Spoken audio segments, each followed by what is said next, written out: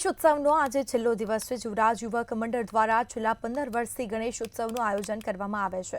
છેલ્લા 15 વર્ષથી અલગ અલગ થીમ પર ઇકો ફ્રેન્ડલી ગણપતિજીની મૂર્તિ લાવવામાં આવે છે। આ વર્ષે હિમાલયની થીમ પર ગણેશ ભગવાનને બિરાજમાન કરવામાં આવ્યા।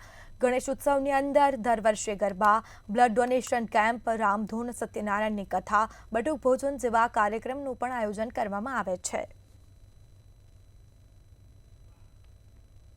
આજે 15 વર્ષથી ઘાસ વાસ અને માટીમાંથી અમે અહીંયા દાદાની મૂર્તિની પ્રાણ પ્રતિષ્ઠા કરી છે અને ગણપતિ દાદાનું વિસર્જન અહીંયા જ કરવામાં આવે છે અને દરરોજ અલગ અલગ પ્રકારનું આયોજન કરવામાં આવે છે। એમાં એક દિવસ રામધૂનનું આયોજન કરવામાં આવે છે, એક દિવસ સત્યનારાયણ કથાનું આયોજન કરવામાં આવે છે, એક દિવસ ગરબાનું આયોજન કરવામાં આવે છે, એક દિવસ અન્નકૂટનું આયોજન કરવામાં આવે છે, એક દિવસ ગણેશ યોગ સ્થાપનાનું હવનકુંડ પણ તૈયાર કરવામાં આવે છે।